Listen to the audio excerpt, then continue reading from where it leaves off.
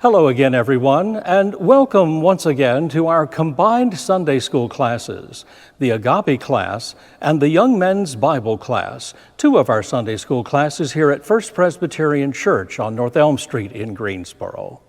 I'm Lane Reidenhauer, and I thank you for joining us as we gather again online for worship and study on this Sunday, June 20th.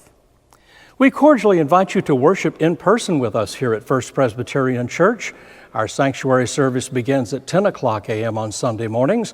If you're unable to join us in person, you're welcome to watch us on our website, fpcgreensboro.org. That's fpcgreensboro.org. You can find a link to our streaming video there, as well as a link to our service bulletin. Our Sunday school teacher, Sandie Gravett, will join us shortly as she continues her new video series, What 2020 Taught Us About Being a 21st Century Church. But first, let's sing a hymn together. Our hymn today is, We Walk by Faith and Not by Sight. Our hymn was used last week in the sanctuary as a gathering hymn, and the text was also used as our gospel lesson. But I thought it's such a beautiful hymn, this is another chance for us to sing it. It was written by Henry Alford in 1844. I've talked about Alford before. He was a churchman, an English theologian, a Greek scholar, and he was also a hymnodist. He was a graduate of Trinity College, Cambridge. He also wrote the familiar hymn, Come, Ye Thankful People, Come. In this poem, we walk by faith and not by sight. That's really the normal Christian experience. We know Jesus, even though he's not physically here. We know him through the Bible and through our experiences with him by our faith. The text is from 2 Corinthians chapter 5, verse 7. And the tune associated with this text, it's called Dunlap's Creek. It's a shape note melody that was named for a small stream in Fayette County, Pennsylvania, and it's believed to have originated around 1814. As always, I'll put the text up on the screen for you and invite you to sing along with me. We walk by faith and not by sight. We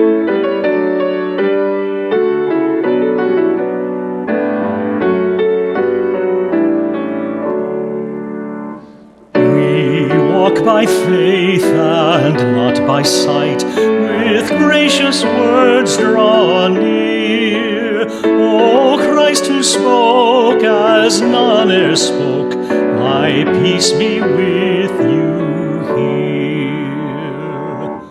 We may not touch your hands and side, nor follow where you trod, but in your promise we rejoice and cry, my Lord and God. Help then, O Lord, our unbelief, and may our faith abound, to call on you when you are near, and seek where you are found. And when our life of faith is done in realms of clearer light, may we behold you as you are, with full and endless sight.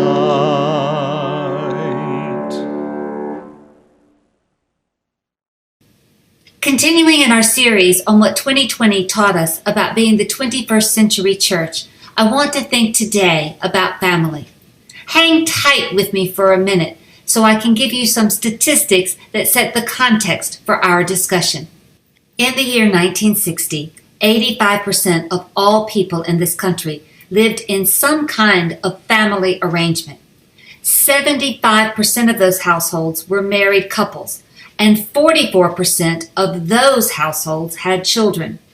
In fact, in 1960, 73% of all children lived in a two-parent first marriage household. By 2020, however, only 65% of people lived in a family household. And it was 19% of married couple households that had children.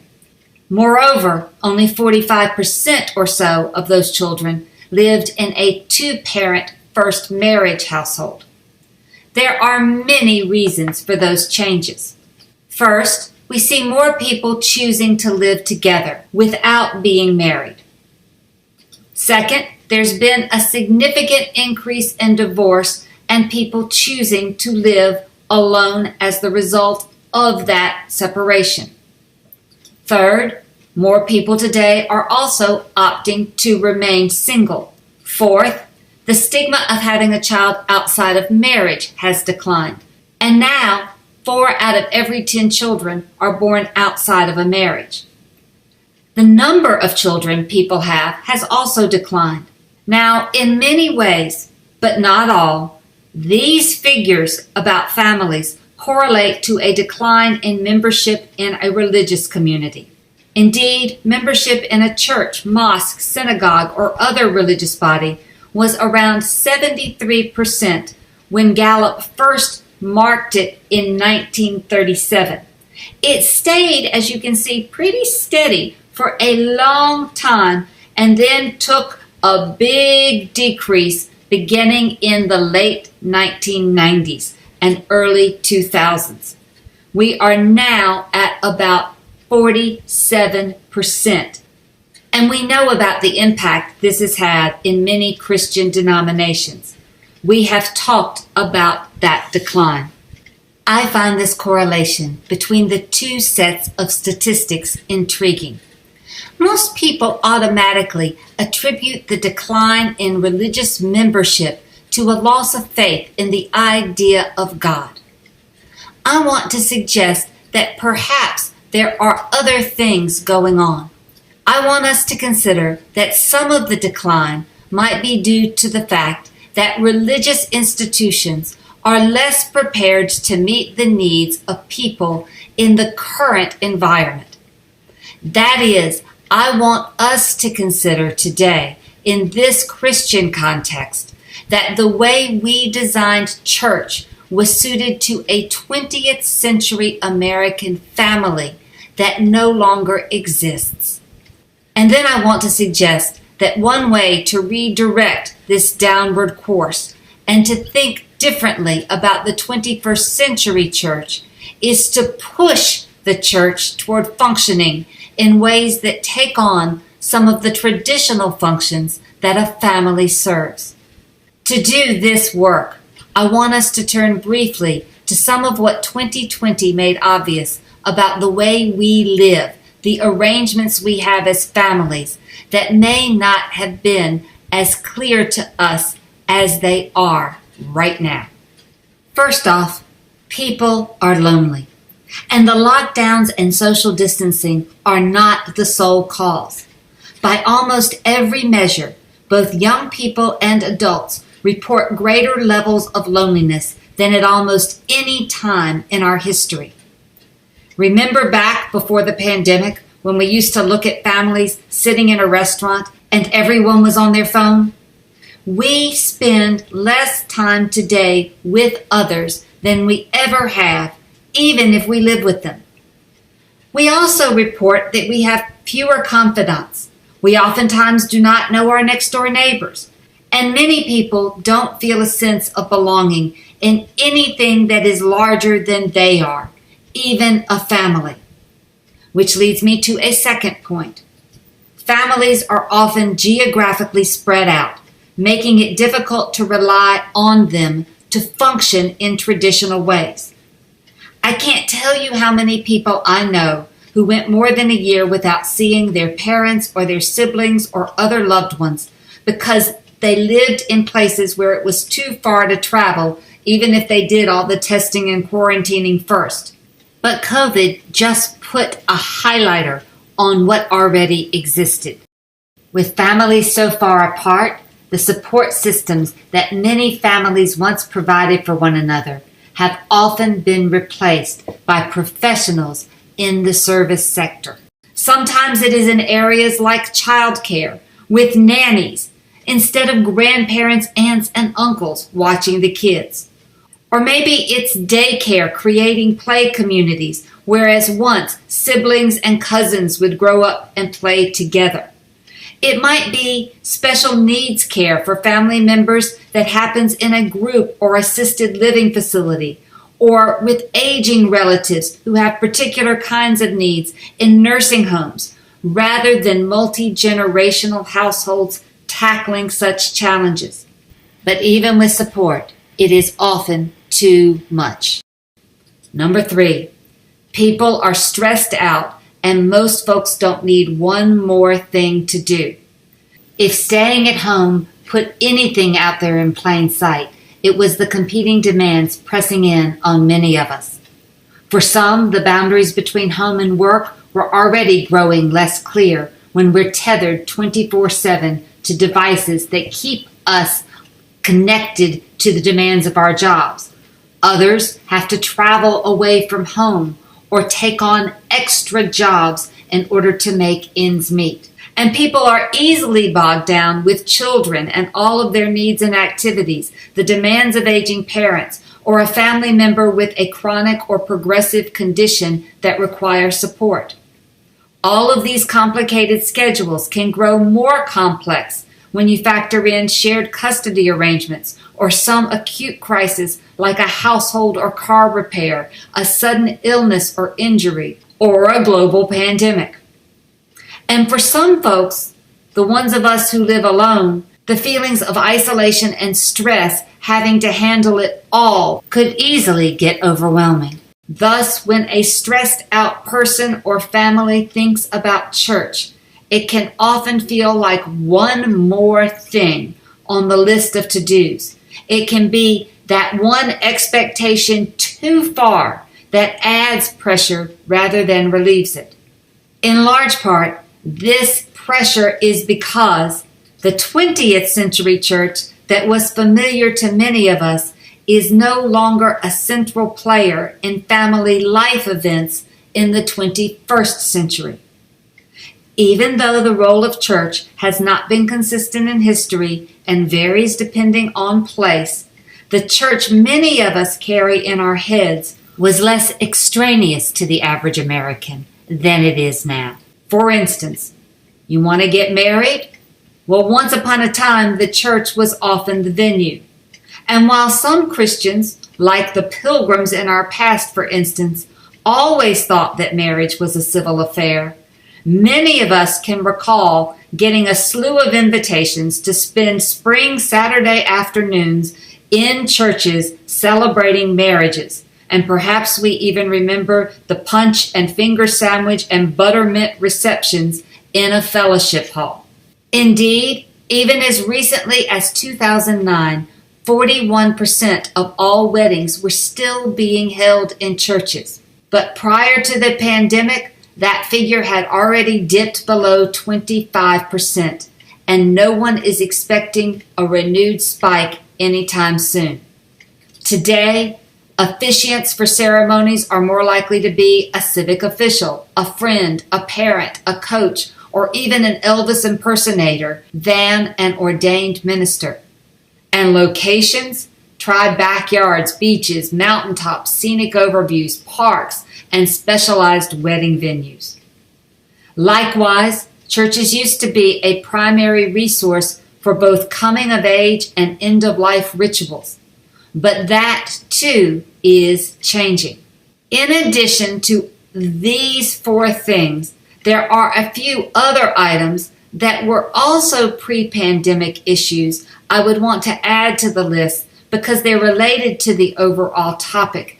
So I would say number 5, the church is not the only institution that has our loyalty and gives us identity.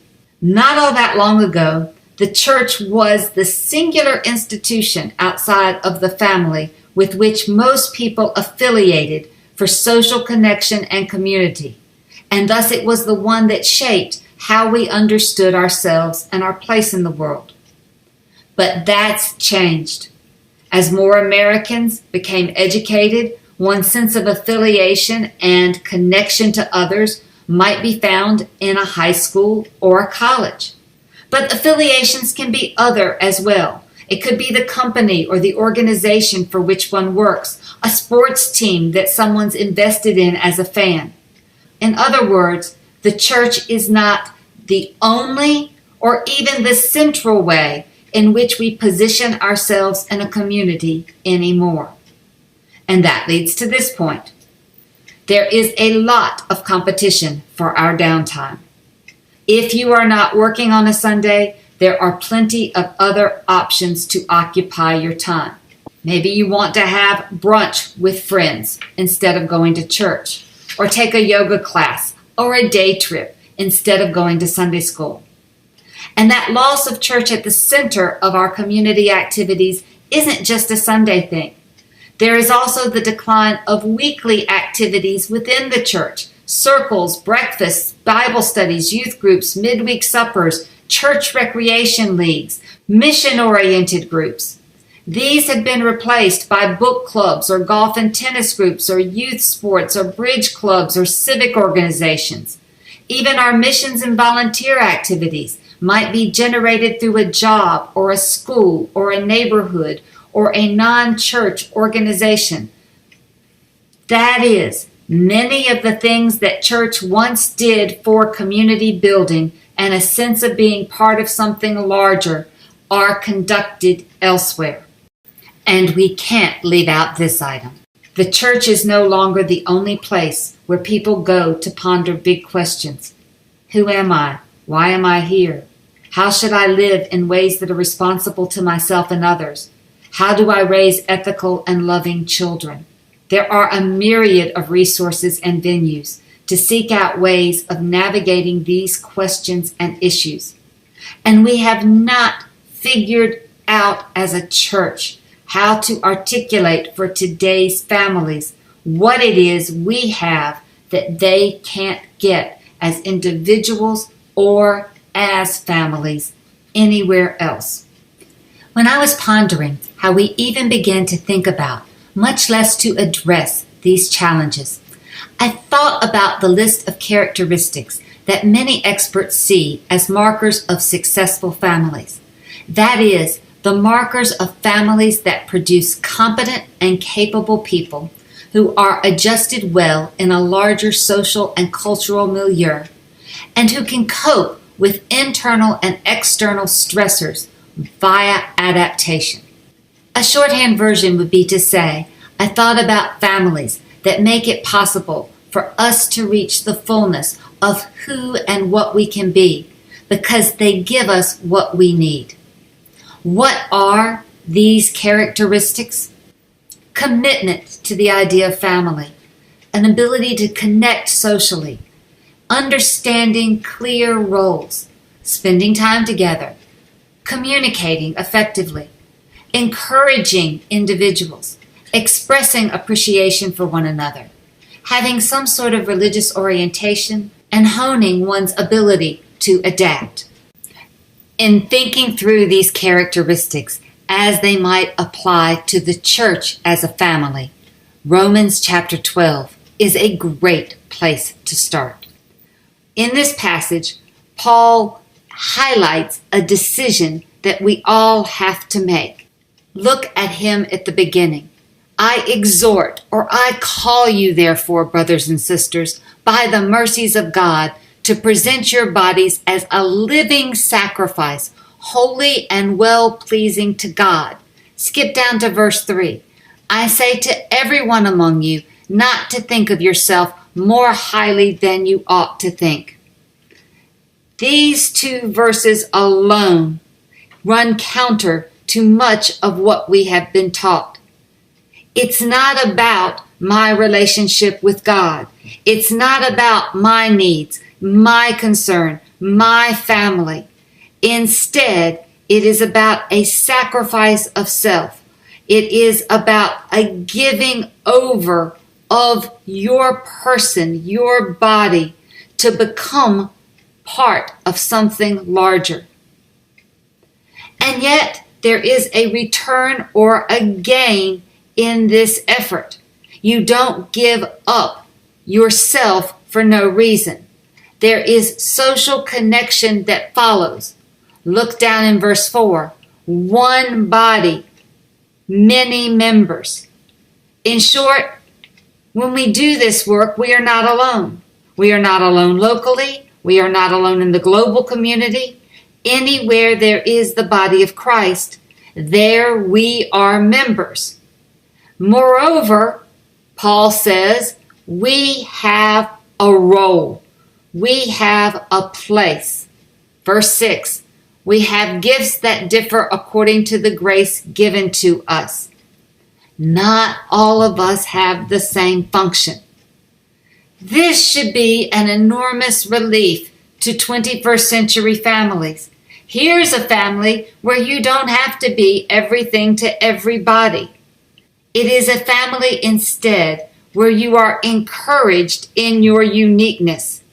It's a place where you can trust that you will be seen for what you can contribute and appreciated for what you offer. How do we pull that off? Well, Paul gives us a bit of a roadmap in the next section of this chapter. I want to call particular attention to verse 10 because the Greek here is intriguing. In Philadelphia, or in the love of a sibling, literally the love of a brother, to one another you should do the following. Be tenderly loving. Another way of putting it is devoted. A third way of thinking about it is you should have affection towards each other. That is, we have to recognize that we are all on one level, siblings to one another. And as brothers and sisters, we are to be devoted to caring for each other. God is the parent. There's the hierarchy. Otherwise, everyone else is on one level. But we're not competing for attention because the next phrase says, in honor or with worth or valuing one another. That's how we should be leading or modeling. That is, we don't simply want to recognize the gifts of each other. We want to throw the spotlight on them. We want to hold them up. We want to appreciate what they bring to us. The short version of this section in terms of a family dynamic might sound this way. Who doesn't want to be part of something that encourages us in what we can offer and is thankful for what we bring to the whole? Indeed, when we function this way, the family might not even have known it was missing something until the right person came along to show it. That's a sign of how successful families manage to thrive. They ask members to give where they can shine rather than expecting people to fit into some defined box of what needs to get done or to handle things the way they've always been handled. There's a creative energy to that, and it comes off of two things that I want to talk about briefly: spending time with each other and communicating with one another. We've already seen some of the things we're supposed to do in one another's presence. Rejoice in hope, be patient in suffering, persevere in praying, contributing to the needs of the saints, extending hospitality. But here, Paul says, we spend time rejoicing with those who are rejoicing, weeping with those who weep. We are figuring out how to live in harmony and in peace or peaceably with one another. In order to pull that off, we have to be pretty sensitive communicators. We have to be able to listen to each other and discern what is good, what is right, what is fit for the time and the circumstance. Maybe at this point, you're saying, well, geez, that sounds nice, but it is too much hard work on top of everything else I am committed to doing. I have other priorities. I need to put food on the table. I need to keep a roof over my family's head. I need to care for the needs of the people who I am immediately responsible to. But this is a model that says building a community in this way means that you are never in it alone, because you are now part of a larger body, and you don't have to simply give to that body, bringing your gifts to the table. You also are in a place where your needs are seen, your cries are heard, and other parts of the body are ready and able to contribute what it is you might lack at any given moment. It could be as simple as offering an encouraging or a congratulatory word. Way to go when someone has a success. I'm so proud of your accomplishments, to the graduate or to the person who's just been promoted. It could be recognizing that someone is struggling or in pain and needs a shoulder to cry on. It might be something practical, like helping out with a meal when somebody's in a tough stretch. We are Southerners after all. Or it could be sitting with someone at the doctor if they are preparing to get news that could go either way.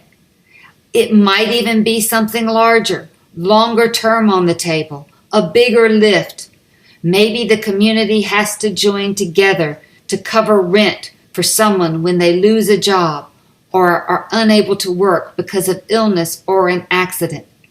It's a model of church as a family that has your back.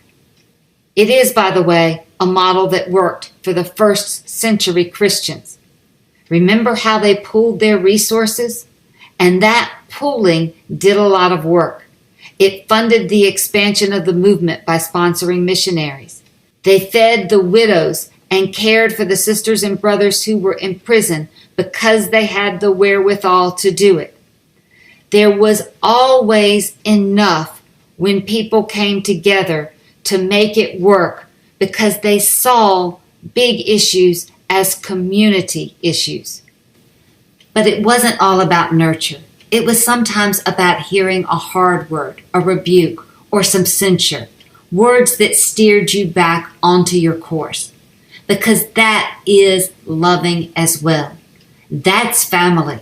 You want to be among people who love you enough to push you when you are falling short, or to correct you when you are steering in the wrong direction. How do we know what the right direction is? How do we know how to keep pushing people toward the right places? It's because there is always a foundation on which the family is built. For the church, it is the orientation towards God and what it means to be the body of Christ empowered by the Spirit. When we know what bonds us, when we know why it bonds us, and when we know to what end we are moving, we are able to do the things that God asks of us. It takes me back to that Romans 12 passage where we are giving up our bodies as a living sacrifice to be holy and well-pleasing to God. That's our act of worship. But there's this one final thing. We are working to actualize God in the community. And Paul tells us that we have to avoid being conformed to the age where we live, but rather we have to be transformed, testing out what is the will of God, what is good and well-pleasing and perfect. In terms of the family characteristics, there's a need to be adaptable because we are always struggling to find out where the active, living, moving, and vital God is moving next. We are always adapting to the challenges that are presented.